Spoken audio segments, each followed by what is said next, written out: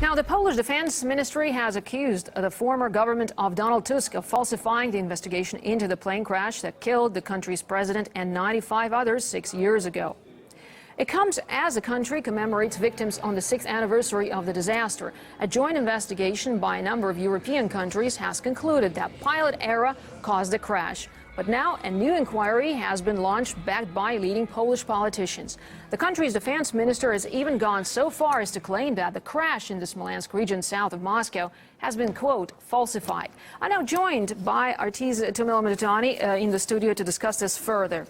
So, Timurlo, these allegations are quite unexpected now that 6 years have passed after the tragedy.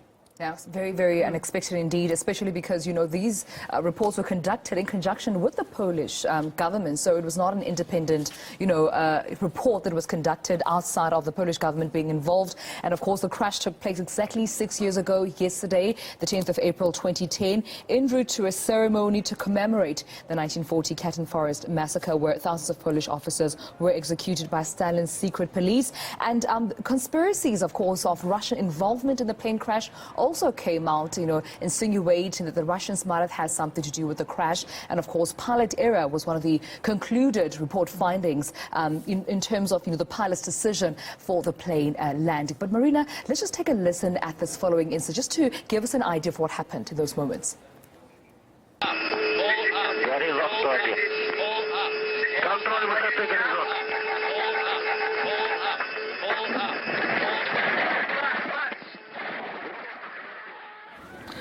So we've just heard some of it and saw some graphics there. Is pilot error the only reason that's being given for this crash? Absolutely not, Marina. In the report, we do find that bad weather conditions in the form of a thick fog were part of the reasons why, the plane crashed. We do know that, ignoring warning signs like the pull out, pull up, sound there, the no visual contact with landing service was part of the reason. The late decision to make another landing attempt by the pilot was another reason. But I think most importantly, Marina, we have to make, acknowledgement of the fact that the transcripts from the voice recorder found that the general commander in the form of General Blasek came out, putting pressure on the pilot, to make sure that they land. He's quoted, of course, saying that this is a fact. We must make an emergency land. We have to make it to the end. We do know the head of diplomatic protocol in the foreign ministry, Mariusz Kazan, at the time, also told the captain 15 minutes before the plane crashed that we will try to land until we make it. So all these conspiracies, of course, are in contradictory of the findings in the form of the transcript and the report.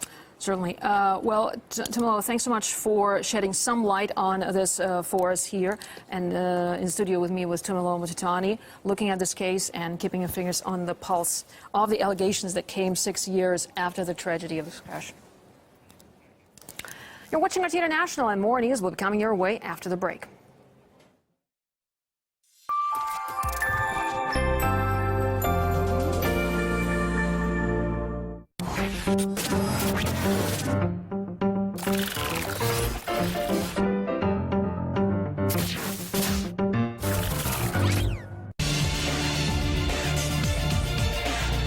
Uncovering hidden stories, moving against the mainstream, going to all lengths to bring real news to Britain. I'm Afshin Ratansi, going underground to bring you the stories that really matter, only on RT.